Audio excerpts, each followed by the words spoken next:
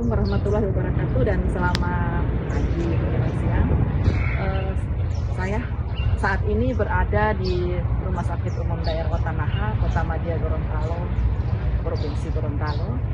Saya bersama tim Kombersih yang dipimpin oleh Dr. Oscar, dan kami bersama-sama dengan tim kolegium dan juga dari IT mengadakan monitoring dan evaluasi dari program adaptasi dokter spesialis lulusan luar negeri warga negara Indonesia yang ditempatkan di rumah sakit ini.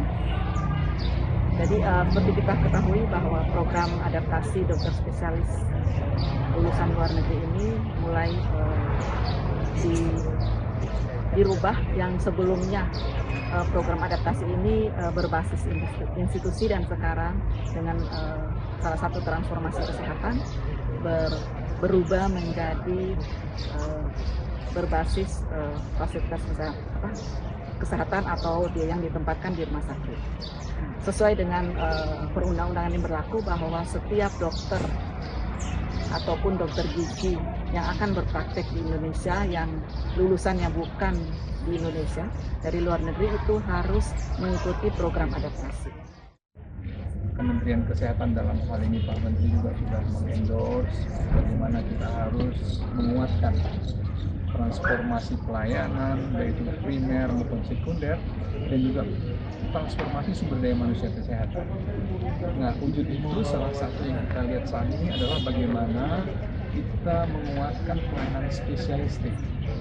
Ya, di samping kita sudah punya sistem pendidikan, tetapi ada anak-anak bangsa yang sedang bersekolah di luar negeri, yang juga mempunyai nilai kejuangan, mempunyai nilai-nilai kebangsaan yang selayaknya harus kita panggil untuk di negeri ini. Kita sudah melaksanakan kurang lebih ada 16 orang para spesialis kita, WNI yang lulusan luar negeri, anak-anak bangsa kita yang melaksanakan program adaptasi dengan pola baru. Nah, salah satunya di Rumah Sakit Otanaha ini, yaitu Dr. Andreas, yang hari ini, 2 hari ini kita lihat, kita jenguk ya, dan alhamdulillah semuanya menyambut baik, menyambut positif. Ada kolaborasi yang sangat bagus antara pemerintah daerah, Kementerian Kesehatan, kemudian juga kolegium, juga perhimpunan dokter spesialis, organisasi profesi, semuanya menyatu dalam semangat yang sama, memberikan kemudahan-kemudahan agar para adaptan ini dapat bekerja.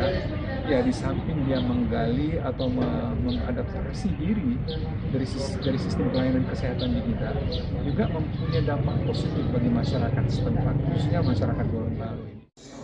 Saya Andon Hestiantoro, Ketua Kolegium Obstetri dan Ginekologi, menyambut baik program adaptasi jenis baru ini. Jadi ini adalah merupakan terobosan yang sangat baik sekali. Kami bersama rombongan Kombersih dari Kementerian Kesehatan, dan juga ada dari Pak Oscar, ada Bu Poni, ada Prof. Budu, dan Bu Isma. Kami semua melakukan visitasi, melihat langsung bagaimana kegiatan adaptasi untuk warga negara Indonesia yang mengikuti pendidikan di luar negeri dengan jenis baru, yaitu langsung di Pascankes, berbeda yang sebelumnya bahwa kegiatan adaptasi dilakukan berbasis universitas. Kami melihat bahwa manfaatnya sangat baik untuk tidak saja dalam bentuk pengembangan ilmu pengetahuan, menularkan ilmu pengetahuan, tetapi juga mengembangkan proses-proses di daerah. Jadi sekali lagi saya menyambut baik, mendukung, dan juga saya menyampaikan terima kasih sebesar-besarnya kepada Kepala Rumah Sakit. Assalamualaikum warahmatullahi wabarakatuh dan selamat pagi. Jadi saya termasuk anggota tim untuk melakukan visitasi terhadap dokter spesialis adaptan di Rumah Sakit Otanaha. Jadi banyak hal-hal yang kita bisa lihat, bukan cuma bagaimana seorang adaptan itu melakukan program mengadaptasikan diri di rumah sakit di tempat mereka melakukan tugas adaptasi, tapi sekalian juga kita melihat fasilitas, melihat pasien dan melihat bagaimana sesungguhnya program layanan kesehatan keseluruhan di daerah, khususnya termasuk di Gorontalo. Akhirnya kita juga memberikan masukan kepada pemerintah daerah, kemudian manajemen rumah sakit untuk peningkatan layanan, utamanya di layanan yang tempat adaptan.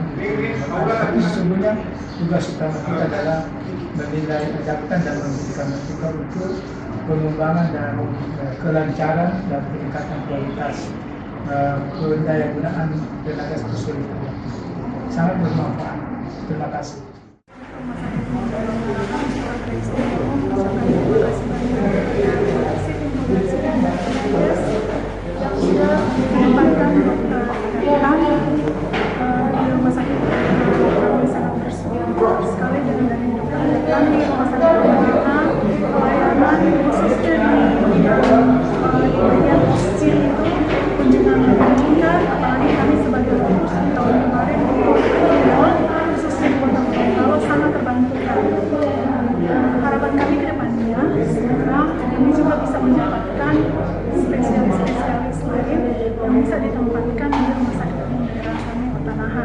Karena keterbatasan SDM yang ada dan kami di Utanaha sangat kekurangan SDM.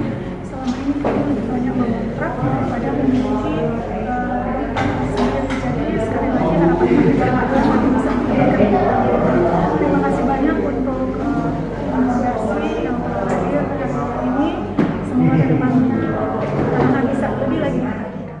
Dengan pengabdian, artinya setiap saat siap untuk ditolak ya, siap untuk dibangunkan, untuk apalagi objin ya, objin kan nggak mungkin ini kita mesti datengin pasien. Bagaimana dok?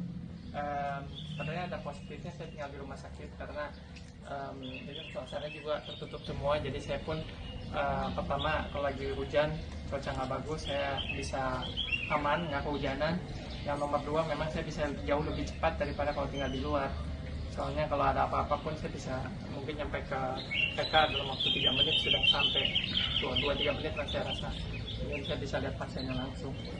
Terus kemarin juga seperti Sabtu kemarin kan ada pasien dengan rute kehamilan ektotik, saya pun bisa USG dengan cepat dan bisa nyiapin operasinya pun lebih cepat jadinya. Apa keprivasian dokter terganggu apa tidak? Dalam kondisi seperti ini? Iya, secara privasi kebetulan saya dapatnya sendiri sih. Jadi sebenarnya privasinya masih ada. Jadi ya cuman ya pastilah beda kalau di rumah sendiri yang tetap di dalam lingkungan rumah sakit. Hasil keluar pun masih lewat, ada pasien di sini kiri kanan, kadang-kadang ada keluarga nunggu lagi duduk-duduk di taman. Tapi buat saya sih nggak apa-apa sih, soalnya saya sendiri sih nggak ada anak-anak, jadi kan LDR.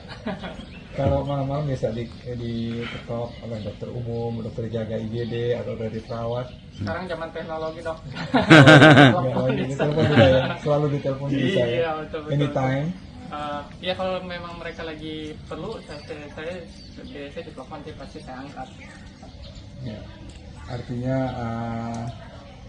di Jerman waktu dokter praktek kerja di sana, apakah ada rumah dinas yang semacam ini berada di lingkungan atau setiap saat bisa dipanggil gitu?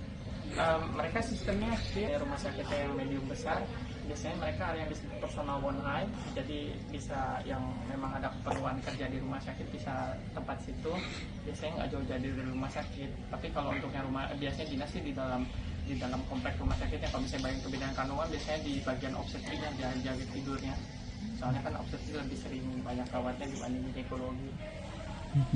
Artinya ini satu wujud pengabdian yang luar biasa ya yang kita berharap juga nilai-nilai kejuangan ini memang terus kita dapatkan, dan tentunya kita beruntung Utanaha ya dapat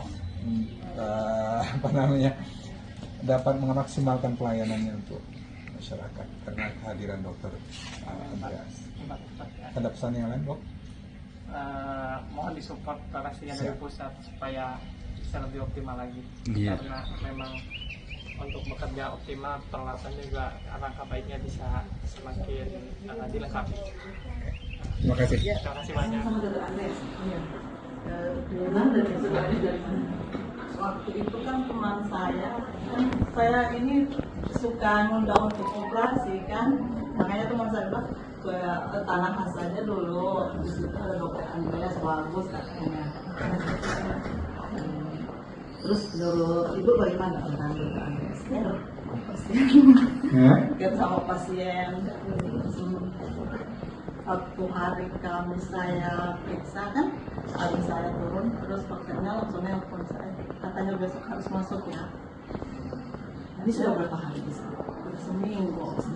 Yang telepon siapa? Dokter Andreas? Dokter, iya. Langsung dokter Dokter Andreas. Andreas yang nelfon saya. Karena AB-nya 4 dok. Saya juga kemarin coba takut kenapa-napa. Sudah periksa dari pertama sudah ketemu kan? Lagi pasti poliklinik pertama periksa. Saya bilang kok pucat sekali. Saya bilang coba cek lab deh. Tapi habis cek lab, ibunya pulang. Jadi saya bilang, Bu mesti balik, ini AB-nya 4. Saya bilang harus transfusi. Nah, jadi besoknya masuk pas hari ulang tahunnya lagi.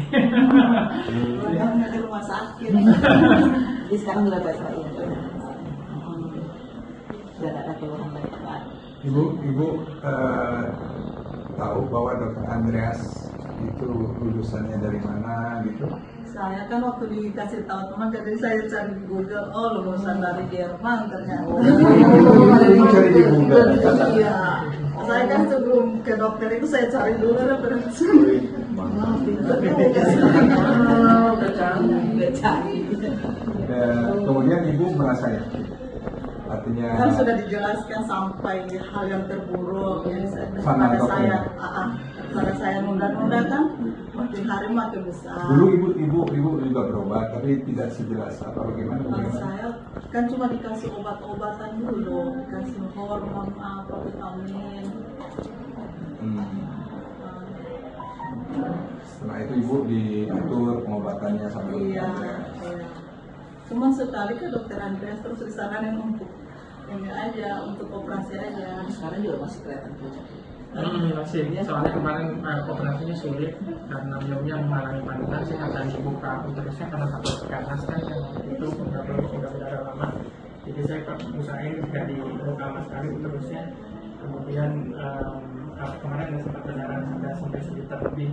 Tapi udah transfusi sih 1 bag. Saya bilang sampai 7 udah konservatif stabil. Dia bilang kami akan konservatif aja dengan dari makanan nanti. Karena sekarang udah nggak ada semua berdarahnya udah hilang, udah diangkat semua rahimnya.